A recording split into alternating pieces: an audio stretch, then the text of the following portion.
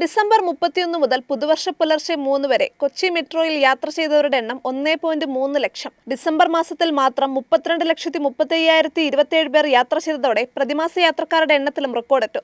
മുൻവർഷം ഡിസംബറിലെ യാത്രക്കാരുടെ ആകെ എണ്ണം 29.59 ലക്ഷമായിരുന്നു. വരുമാനമാകട്ടെ 9.25 കോടിയും. ഇത്തവണ ഡിസംബറിൽ യാത്രാ ടിക്കറ്റ് ഇനത്തിൽ 10.15 കോടി രൂപയുടെ വരുമാനം മെട്രോ കൈവരിച്ചു. ജൂലൈ മുതൽ പ്രതിദിനം 1 ലക്ഷത്തിലേറെ യാത്രക്കാർ മെട്രോയിൽ സഞ്ചരിക്കുന്നുണ്ട്. കഴിഞ്ഞ 2 വർഷമായി പ്രവർത്തന ലാഭത്തിലാണ് മെട്രോ.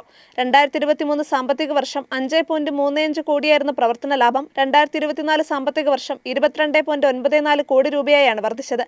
പ്രതിദിന യാത്രക്കാരുടെ എണ്ണം 1.5 ലക്ഷത്തിലെത്തിക്കാനാണ് 2025 ലക്ഷ്യമിടുന്നതെന്ന് KMRL MD ലോക്നാഥ് ബെഹ്റ പറഞ്ഞു. ടിക്കറ്റിംഗിനായി ഏറ്റവും കൂടുതൽ ഡിജിറ്റൽ സംവിധാനങ്ങൾ ഉപയോഗിക്കുന്ന രാജ്യത്തെ ഏക മെട്രോയാണിതെന്നും ഈ വർഷം ടിക്കറ്റിംഗ് സമ്പ്രദായം പൂർണ്ണമായും ഡിജിറ്റലൈസ് ചെയ്യാനാണ് പരിശ്രമിക്കുന്നതെന്നും ബെഹ്റ പറഞ്ഞു. ഇൻഫോ പാർക്കിലേക്കുള്ള പുതിയ മെട്രോ പാതയുടെ നിർമ്മാണം പുരോഗമിക്കുകയാണ്.